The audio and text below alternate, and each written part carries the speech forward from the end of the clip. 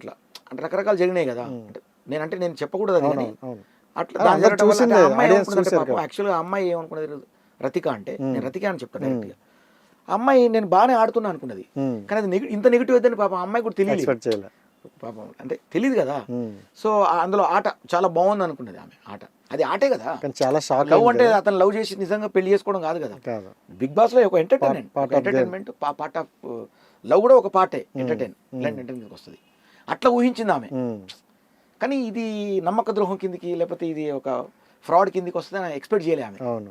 కానీ అది బయట జనాలు ఏంటంటే, అంటే నేను ఇప్పుడు జనాలునే ప్రేమించాలి మనం, వాళ్ళు అనుకున్నారంటే అది చేస్తుంది కరెక్ట్. అంతే. నేను వాళ్ళని శిరస వహిస్తాను, నేను కరెక్ట్, వాళ్ళ మాట మీద నేను ఉంటా.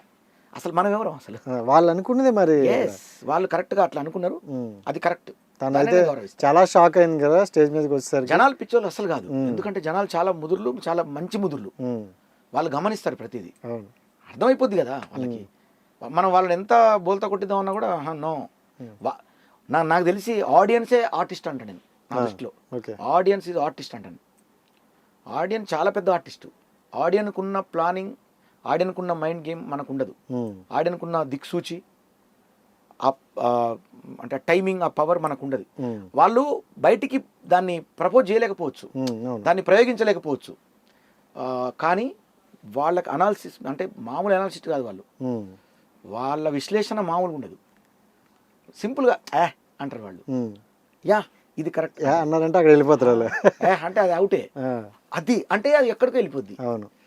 సో ఆడియన్స్ కూడా వాళ్ళు గొప్ప ఆర్టిస్టులు అంటే, ఆడియన్స్ ఆర్టిస్టులు అంటే నేను.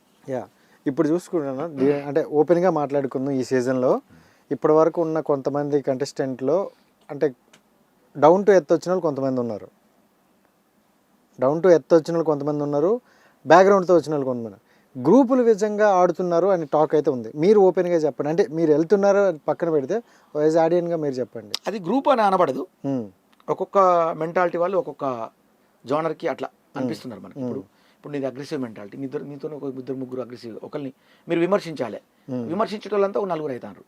అది గ్రూప్ అని కిందికి రాదు బట్ మనం గ్రూప్ కిందికి తీసుకుంటాను కావచ్చు అనిపిస్తుంది నాకైతే. ఇప్పుడు నిమ్మలంగా ఉంటోళ్ళు ఒక ముగ్గురు నలుగురు ఉన్నారు, నిమ్మలంగా అట్లా మిడిల్గా ఉంటోళ్ళు ఉంటారు వాళ్ళు ముగ్గురు నలుగురు.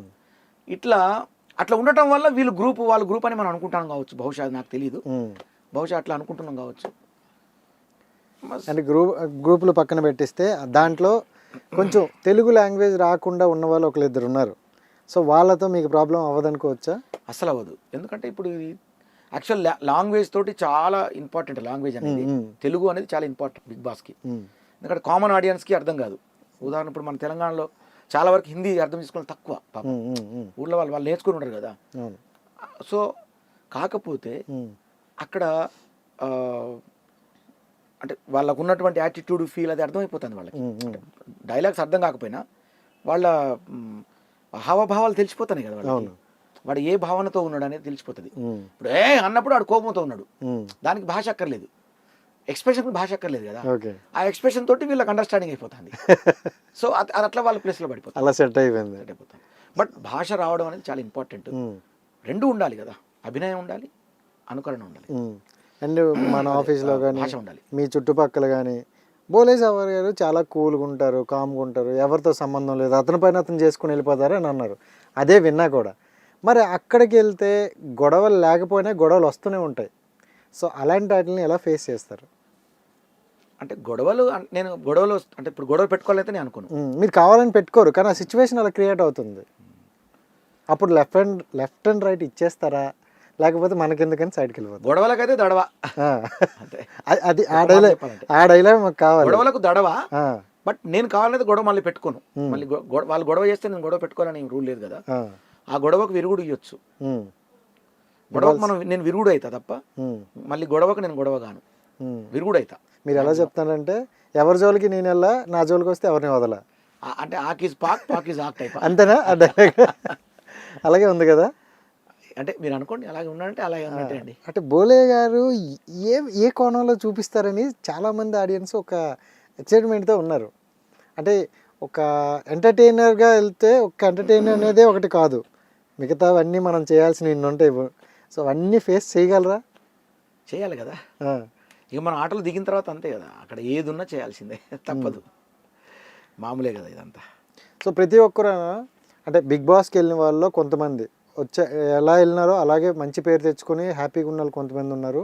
మేము పేరు తెచ్చుకోవడం అనే ఒక గర్వంతో ఉండేవాళ్ళు చాలామంది ఉన్నారు. బోలే గారు ఇప్పుడు ఎలా వెళ్తున్నారో అలాగే మళ్ళీ వస్తారని ఎక్స్పెక్ట్ చేయొచ్చా? చెప్పలేమండి, నా చేతిలో లేదు అది. వెళ్ళడమే మన ధర్మం. వచ్చేటప్పుడు ఏం జరుగుతుందో తెలియదు. అది ఆడియన్స్, డిపెండెన్స్ ఆడియన్సే వాళ్ళ చేతిలో పెడుతున్నారు. మీరు ఎప్పుడు ఆడియన్స్నే నమ్ముతారు కదా? 100% వాళ్ళని నమ్ముతారు. వాళ్ళే దేవుడు నాకు. ఇవాళ అంతేనండి. నన్ను బిగ్ బాస్ పంపించింది కూడా వాళ్ళే. ఎట్లా? ఇప్పుడు నా పాట హిట్ చేసిండ్రు, నా పాటలు విన్నారు, నన్ను వాళ్ళు ప్రజాదరణ పొందితేనే కదా వీళ్ళు నాకు పిలిచింది. బిగ్ బాస్ వాళ్ళు పిలిచిందంటే సో ఇప్పుడు బిగ్ బాస్లో పోయినాక కూడా వాళ్ళే డిసైడ్ చేయాలి నన్ను, అంతే కదా. స్టార్టింగ్ బిగ్ బాస్ నుండి ఆఫర్ వచ్చింది అన్నప్పుడు ఎలా ఫీల్ అయ్యారు? బాగా ఫీల్ అయ్యాను.